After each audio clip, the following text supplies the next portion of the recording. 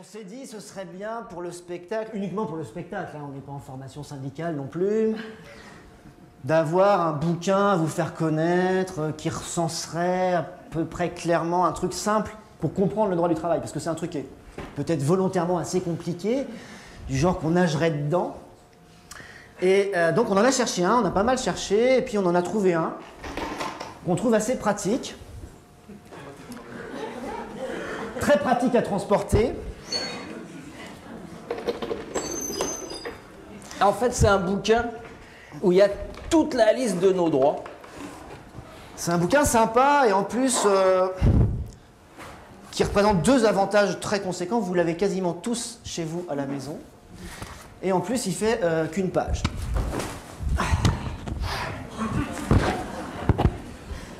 Alors, c'est le seul livre où on lit uniquement directement la fin. Et on a en gros rien à battre de tout ce qu'il y a avant.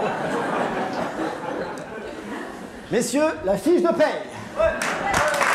Mesdames, le bulletin de salaire. Alors vite fait, on va essayer de découvrir cette petite bête-là ensemble. Ce qu'on aime bien, nous, dans une façon de lire sa fiche de paye, ce serait la liste de tous les droits auxquels vous cotisez. D'accord ? Tous les droits auxquels vous cotisez et qu'on va parcourir vite fait, bien fait. Vous pourrez lire la vôtre ce soir en rentrant. Mesdames et messieurs, du haut de cette fiche de paye, un siècle de bagarre vous contemple. On va commencer par un truc assez simple. Donc c'est la mienne, hein, novembre 2009. Combien je gagne ? Hein ?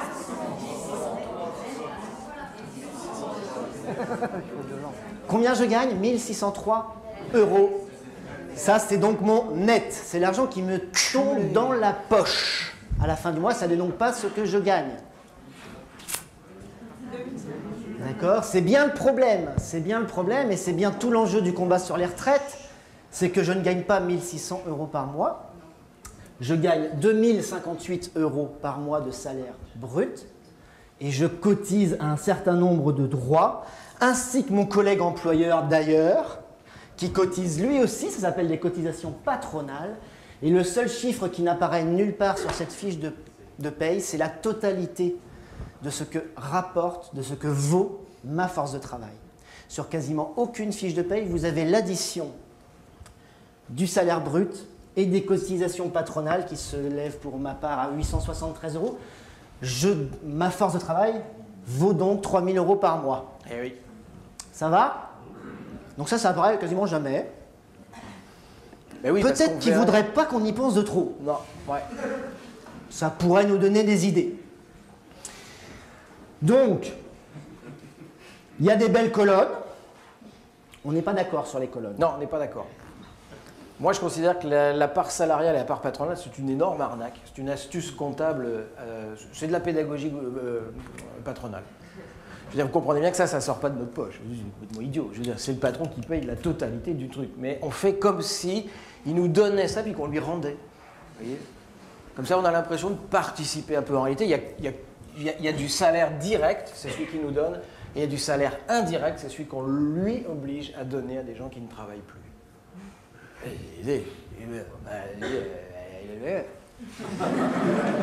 Alors pas du tout, hein, puisque là, il y a un très bon exemple, c'est la CSG-CRDS, une invention de Rocard. Donc vous pouvez commencer une petite liste hein, dans la soirée. C'est facile, vous dites Rocard à chaque fois. Vous verrez, ils sont dans vachement de partis différents. Hein.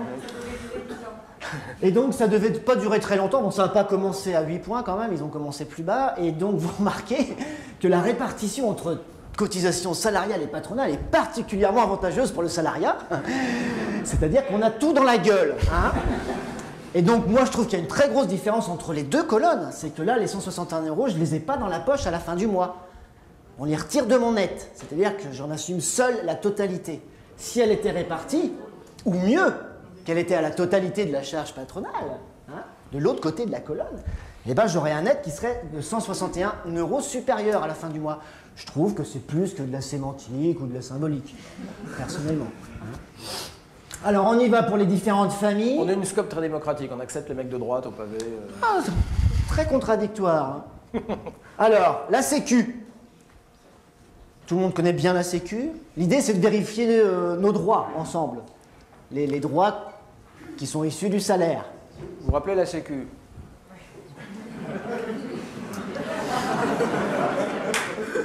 Vous savez qu'elle était unique au début. Il y en a qui connaissent cette histoire? Non? Ah ben, à la Libération, le patronat ayant massivement collaboré, ayant dès 1932 les grandes entreprises nationales françaises, Schneider, etc., les banques ayant négocié avec Hitler cette défaite qui n'est tout sauf une défaite militaire, etc. Enfin, je veux dire, le patronat ayant collaboré massivement, il a juste à fermer sa gueule. Et en 1945, on arrache tout ça, tout. Et on arrache notamment la sécurité sociale, c'est-à-dire l'assurance contre tous les risques de la vie. Tous les risques de la vie. On est limite dans un État socialiste. Et c'est une caisse unique. Elle n'est pas encore découpée en différentes branches. Ça va être le début de la destruction du système. C'est une caisse unique contre tous les risques de la vie. Mais attendez, vous avez un patronat qui a juste le droit de se taire et vous avez un parti communiste à 24% qui est armé.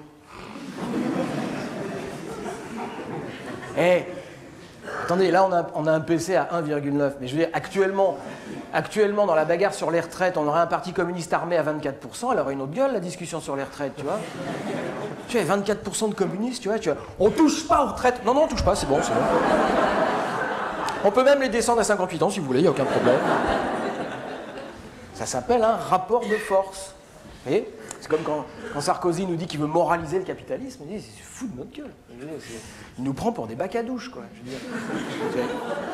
Je veux dire, la nature du capitalisme, c'est de la prédation, d'accord ? Moraliser le capitalisme, ça veut dire vous arrivez dans la jungle, puis vous avez un tigre qui arrive.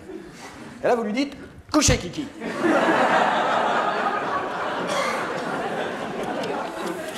C'est le tigre, il recule si t'es sur un éléphant avec un pétard comme ça et un parti communiste à 24%. Tu vois, Donc l'assurance maladie. Attends, vous savez combien d'attaques a connu la sécurité sociale depuis qu'elle est créée? Combien de destructions, de rognages, de détricotages? Combien? Oh, ce serait tranquille, ça ferait une cinquantaine. Ça ferait que 50. 88. Vous savez à quand remonte la notion de trou de la Sécu? Vous savez, le trou de la Sécu. 80, 81, 76, 47, la première fois qu'on parle du trou de la Sécu, 1947. Donc c'est un truc un peu usé, quoi. Ah, il marche toujours. Alors maintenant, ils mettent abyssal à côté, ça fait le trou de la Sécu. Abyssal de la sécurité sociale, mais bon, ça tient quand même encore la route, mais bon, ils nous l'attaquent. Alors comment ils nous l'attaquent? D'abord, ils nous l'ont divisé en branches, donc, d'accord? On cotise donc séparément à chacune de ces branches. L'assurance maladie, ça tout le monde voit à peu près, médecins, médicaments, hôpitaux.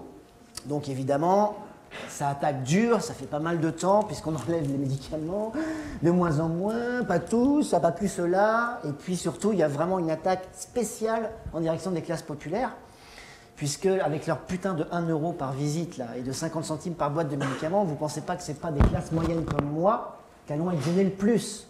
D'accord? Donc les classes moyennes laissent passer. Ceux que ça vise vraiment, c'est les gens qui seraient susceptibles de réellement défendre la sécurité sociale, parce qu'eux en ont vraiment besoin. Ce n'est pas les riches qui ont besoin de la sécu. Ils vont toujours se payer le médecin, il n'y a pas de problème. Donc c'est pas mal comme attaque, tu vois, c'est bien visé ce truc-là. Ça passe comme une lettre à la poste et ça fait vraiment du dégât. Parce que tous ceux qui n'ont pas la CMU, donc qui n'ont déjà pas de poste payé une mutuelle, ils ne vont plus pouvoir aller aux soins. Et là, ils auront gagné. Parce que si on ne défend pas les droits qu'on a, on voit bien déjà comment ils sont bien lancés. Hein. Donc ça, c'est la maladie. Donc la totalité du personnel hospitalier en France est payée sur cette ligne. La totalité du personnel hospitalier. Quand Sarkozy arrive au Guilvinec et qu'il dit « je vous enlève des charges sociales », on ferme l'hôpital de Carré dans les mois qui suivent. Et les marins disent « on a gagné, on n'a plus de charges sociales ». Je voudrais qu'ils aient besoin d'aller à l'hosto. L'assurance vieillesse. Donc ça, c'est la Sécu, c'est la branche retraite de la Sécu, d'accord? On va y venir tout à l'heure. On va y passer un petit peu de temps tout à l'heure. Donc, juste remarquer un petit peu les sommes. Hein. 137 € pour le salarié, 204 € pour l'employeur. Donc là, on a déjà 340 quasiment. Et on a aussi la retraite complémentaire. Je fais un petit saut dans la fiche de paye. La retraite complémentaire, Arco, enfin, Ircantex si vous bossez pour l'État, tout ça. Hop, alors là j'ai 78 € et 117 € tous les mois. 500 € tous les mois. Je dégage 3 000 € de salaire. Sur l'ensemble de ces 3 000 €, il y a 500 € qui financent les retraites. D'accord? C'est pour ça que ça marche. Enfin, on va y revenir tout à l'heure. Alors, les allocations familiales. Ah, Tout le monde voit ce que c'est, les CAF, les caisses d'allocations familiales. d'après vous, combien de droits, combien d'allocations différentes existent-ils et auxquelles vous avez droit? Est-ce que vous pouvez dire un chiffre? Combien d'allocs à la CAF? Combien d'allocs différentes? Qu'est-ce que vous connaissez? Le logement. Parents isolés, ça n'existe plus mais c'était remplacé. Le RSA, c'est un revenu de solidarité active. Yes. Les handicapés, ça fait 4. Ouais. Les allocations pour les enfants, donc quand on a 2, 3, ok. Il y en a 5. Donc il y en a 27. 27? Si vous en connaissez que 5, il y en a 21 que vous n'avez pas utilisés. Donc vous allez sur le site de la CAF et vous regardez tous les droits qui existent. Il y en a qui sont assez récents, qui sont assez mal connus, l'accompagnement des personnes en fin de vie, puis des trucs qui sont très peu connus, comme les aides au déménagement, comme les aides à l'installation avec les premiers équipements de nécessité. Si tu n'as pas de machine à laver, tu vois, pour sortir de l'esclavage du laver, bon hop, t'as le droit de t'équiper. Bon. Donc il y a plein d'allocs, mais qui ne sont pas toutes connues. Accident du travail, on passera rapidement. Ça, c'est quand tu te pètes sur ton lieu de travail. Alors là, tu n'as pas les 50 centimes, les 1 € là. Là, tu es bien pris en charge. Là, c'est plus. Tu débourses rien, tu n'as même pas besoin d'avoir de mutuelle. L'accident du travail, ça marche encore très bien. Évidemment, il l'attaque aussi. Et puis, il y a un gros problème, c'est la déclaration de l'accident. Donc là, si vous connaissez des gens qui n'ont pas déclaré dans les temps, alors maintenant, avec Internet, quand même, il faut mettre un peu plus de mauvaise volonté qu'avant, parce qu'avant, il fallait avoir le formulaire, machin, tout le monde, personne ne l'avait. Donc là, maintenant, si jamais l'employeur ne déclare pas l'accident de travail, c'est quand même lui qui est responsable de prendre en charge les coûts. D'accord, mais si Karim se pète en ski, est-ce que c'est un accident du travail? Je veux dire, tu vois,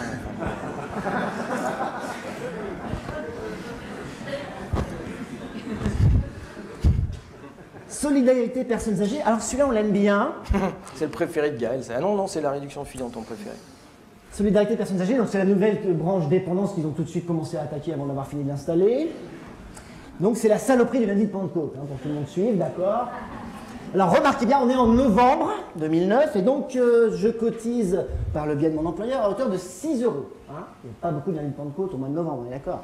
Okay. Donc 6 € en novembre, ok, 6 € en décembre, 6 € en janvier, 6 € en février, etc. Ok. Tous les mois, on cotise donc pour la dépendance. Qu'est-ce qu'on en a à foutre de bosser le lundi de Pentecôte? Ça change quoi puisqu'on a cotisé toute l'année? Ok? Rien. D'accord? C'est une petite saloperie de négociation de merde avec le patronat qui, en échange de cotiser 0,3% en plus, deal avec un gouvernement, comment dirais-je, qu'on s'entend, qu'on nous baise un jour férié. Alors en plus, ça ne marche pas du tout avec plein de secteurs d'activité. C'est-à-dire que le raisonnement, c'est qu'on va pouvoir faire bosser les gens un jour de plus, puis avec l'argent que ça va dégager, on va pouvoir financer les 0,3%. Alors un animateur, par exemple. Donc, Karim. Il bosse le lundi de Pentecôte. Est-ce que ça fait rentrer plus de pognon dans sa MJC pour financer les salaires? Un prof, dans un collège, il bosse un jour de plus maintenant, les profs, ok, ils bossent. Ça fait rentrer plus de pognon dans le collège ou quoi?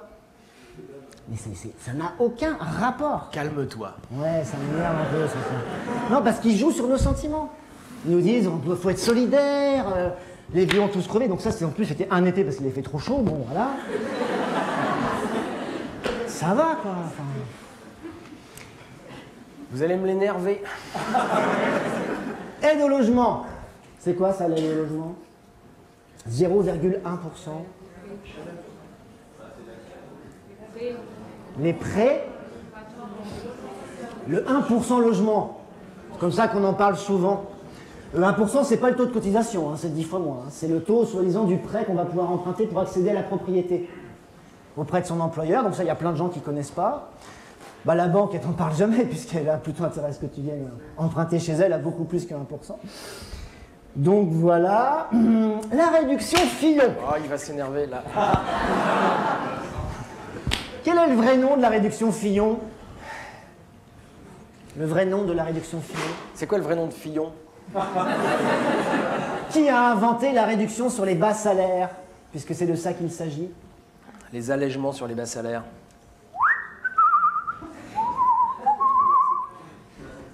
Martine Aubry. Bien. Petite liste. Donc Aubry, elle lance les abattements sur les bas salaires, les allègements sur les bas salaires, et donc le principe est complètement con. Ça, c'est vraiment un trou à salaire, mais ça marche trop bien. Si tu es près du SMIC, mon gars, plus tu es près du SMIC, plus le patron, il a une aide sur toutes les cotisations de sécu qu'on vient de voir. D'accord? Moi, je touche 2058 € de salaire brut. J'ai encore une aide de 39 € par mois qu'on enlève de ce que doit cotiser mon employeur pour lui soulager un petit peu puisqu'il a des bas salaires. Déjà, voilà le raisonnement. Alors, deux conséquences assez rapides. Le mec n'a pas du tout intérêt à augmenter les salaires. Plus il s'éloigne du SMIC, non seulement plus il va payer de salaire, plus il va cotiser, et en plus il va perdre des aides. Tu penses, c'est tout de suite ce qu'il fait, gars, c'est sûr. Pour un employé à Auchan, enfin à Auchan, à Carrefour, à ce que vous voulez, un smicard. Un smicard, par employé, ça représente 249 € d'allègement pour Carrefour. Par salarié et par mois. S'ils ont intérêt à les engager à plus que le SMIC. Ça fait un putain de paquet de pognon. Vous comprenez le raisonnement. Le raisonnement est un raisonnement généreux. C'est de dire on va inciter à employer, bien sûr. Vous comprenez l'astuce? Non, si on fait des réductions comme ça, les gens vont engager. C'est toujours pareil. Ça joue sur la corde sensible. En réalité, l'obsession du capital, mais ça c'est depuis 2 siècles, c'est la modération salariale. C'est de ne surtout pas augmenter les salaires. Si vous avez écouté l'émission de Mermet sur la synarchie, je suis désolé pour cette société secrète dans les années 20 avec les grandes entreprises françaises, la Banque de France de l'époque recevait tous les gouvernements avant qu'ils soient nommés pour leur faire promettre qu'ils allaient avoir une politique de rigueur et ne pas augmenter les salaires. Et donc l'obsession du capital, c'est d'accord. Qui c'est qui a pété les salaires, qui a arrêté l'augmentation de salaire en 82? 83. Allez, 83, on a été de gauche 2 ans, on peut se garder 2 ans. Delors. Delors. Mais alors il n'a pas appelé ça le gel des salaires, hein, parce qu'on serait tous descendus dans la rue. Il a appelé ça la désinflation compétitive. Non à la désinflation compétitive. Personne. Ça marche pas du tout, hein. Non, au blocage des salaires, ça rime, tu vois. Non, à la désinflation compétitive, tu vois. Bon. L'assurance chômage, d'accord? J'aime bien ce nom. Assurance chômage. C'est comme une assurance bagnole, mais pour le chômage, d'accord? C'est le principe en plus, c'est-à-dire que tu payes des cotises, puis si jamais il y a des salauds de patrons qui te filent plus de boulot, on te paye du chômage. Tu as pris une assurance pour ça. Et donc c'est un droit. C'est un droit qui, normalement, je dis bien normalement, n'est pas monnayable, n'est pas négociable, il n'y a pas à avoir de contrat, il n'y a pas à jurer que vous cherchez du travail, tous ces trucs-là, d'accord? C'est un droit constitutionnel, d'accord? C'est-à-dire que si vous tombez au chômage, vous avez automatiquement le droit d'être indemnisé, d'accord? Et donc, la prochaine fois que vous allez à Pôle emploi, vous dites, bon, on a vu le spectacle de Tanguy et Lepage, alors 1, on prend le pognon, 2, on ne cherchera pas de travail, 3, ça va durer 20 mois, on prend des vacances, c'est comme ça, c'est pas autrement, parce que c'est un droit. Je vous promets pas que ça va marcher, mais c'est l'idée, parce que... Si ça marche pas, vous appelez sur son téléphone perso. Depuis le PAR, d'accord, ça c'est l'Union européenne, hein. Je veux dire, ils veulent absolument nous faire croire que c'est un contrat, qu'il faut qu'on passe un deal, d'accord, il faut qu'on cherche vraiment... Vous savez qu'on ne dit plus un demandeur d'emploi, c'est fini, ils viennent de changer. Maintenant, on est prospecteur d'emploi. Parce que demander, c'était un peu trop facile. Demander, c'est facile, hein, excuse-moi.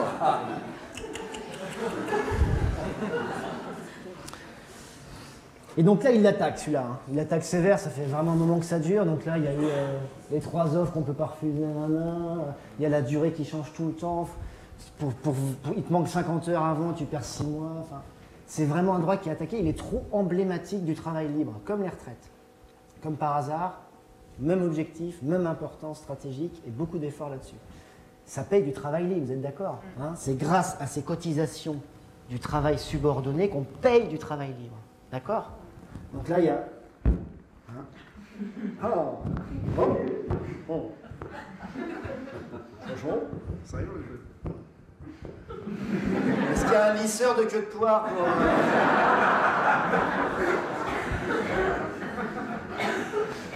Alors, FNGS. Il y en a une là, je sais pas, elle a bossé, elle connaît son truc, elle doit être à la cégette ou un truc comme ça. Fonds national de garantie des salaires. Ils en ont rien à foutre, mais rien. Ils regardent juste le résultat à la fin. C'est un droit qui est quand même pas mal, c'est quand ta boîte se plante la gueule et qu'elle dépose le bilan, ça permet, avec un fonds national de garantie des salaires, de payer les derniers salaires, les primes de licenciement, etc. Elle a quadruplé en un an. Peut-être un petit indice, là. Je sais pas. Donc, ok. La retraite complémentaire, on en a déjà parlé. La prévoyance, c'est un des derniers droits qui s'est vraiment répandu dans quasiment toutes les conventions collectives. La prévoyance, c'est en cas de coup dur, tu reçois une grosse somme d'argent, si tu as un décès, incapacité physique, etc., prime orphelin, enfin des trucs assez gais comme ça, et qui représentent des sommes assez colossales d'argent, hein, en général 24 mois de salaire, 36 mois de salaire. Enfin, faut mourir quand même. Hein. Non, des fois ça peut être le conjoint. Hein. Ah, ça c'est bien. Ah, c'est pas mal. Ah oui, faut être marié. Ah bah, faut être pas marié. Juste. Faut être marié et il faut lui faire croire que les champignons qu'on a cueillis. Pareil, hein, si l'employeur ne cotise pas au système de prévoyance qui est prévu par votre convention collective, il est quand même obligé de payer cette fameuse somme de 36 mois de salaire, par exemple, sur ses propres fonds. Hein. Si vous connaissez quelqu'un, un petit coup de fil syndical s'impose. La taxe d'apprentissage, c'est pour financer principalement les centres des apprentis. Ok. Et la formation professionnelle. Ça, c'en est un qui est pas mal attaqué aussi. La formation professionnelle, c'est le droit d'aller se former tout au long de sa vie maintenant pour pouvoir s'adapter à... Vas-y, termine. Tu veux qu'on coupe Non, c'est bon. Tu veux changer la cassette maintenant? Non, vas-y, détends-toi. Vas-y, change la cassette, change la cassette. Mesdames, messieurs, c'est un type qui arrive au paradis. Xavier, change la cassette. Alors, la formation professionnelle, un droit assez important donc qui vous permet de partir en formation avec pas mal d'innovations depuis 2004 avec un accord signé par la CGT, mais aussi la CGT, enfin tout le monde, la CGT l'a signé. En 2004, il a notamment créé une petite saloperie, le DIF, le droit individuel à la formation, qui est une espèce de non-droit en fait. Hein. C'est un soi-disant droit, donc chaque année que tu bosses, tu gagnes 20 heures, d'accord, tu cumules, donc tu épargnes 20 heures jusqu'à 120 heures maximum, et alors tu as le droit de le dépenser à faire ce que tu veux en formation, c'était l'idée, à ton initiative. Tu veux faire une formation macramée, tu la demandes, t'y vas, tu vois. Alors pas du tout. Alors d'abord, ils ont le droit de la refuser une fois, deux fois, trois fois presque. Et en plus, comme ils n'en ont pas du tout fait la promotion, pendant 4-5 ans, ça a végété, très peu de demandes, etc. Puis alors, quand on arrivait tout près des 120 heures, c'est-à-dire quand les gens ont compris qu'ils avaient paumé des droits, s'ils ne commençaient pas à les dépenser, là ça a commencé à s'activer, quoi. Ils ont fait des tonnes de demandes en même temps, donc là ils sont en train de ferrer tous les verrous, donc il faudrait au moins que ça dure 21 heures. Ce qui serait pas mal, c'est que ce soit quand même sur votre cœur de métier, par rapport à vos compétences dans la branche et tout ça. Donc en fait, avant le DIF, souvent ce qui se passait, c'est qu'on partait en formation sur un truc qui ne nous intéressait pas forcément, genre le logiciel de gestion des centres de loisirs, pour faire en même temps la compta et les présences et tout ça. Alors mais maintenant, grâce au DIF, on va pouvoir partir en formation du logiciel de gestion des présences en centre de loisirs, et ce sera à notre propre initiative. En fait, il faudrait traduire éducation tout au long de la vie, qui a l'air d'être un truc sympa, par obligation de formation jusqu'à ce que mort s'en suive. Ça serait beaucoup plus juste. Et sur son temps de loisir. Et la plus grosse saloperie, c'est ça, c'est que maintenant on peut partir en formation professionnelle sur ses congés, sur son week-end. Ça, c'est un grand progrès social. Ah oui, mais c'est pour pas bronzer idiot. On peut enfin se former sur du temps choisi, quoi. C'est ça qui est bien, hein. Ça coûte moins cher à l'employeur, évidemment, au passage. Ok. Voilà, ça c'était une lecture politique de la fiche de paye. Donc tous ces droits sont attaqués, évidemment. Mais voilà, il a fallu batailler ferme pendant des décennies et des décennies pour arracher ça.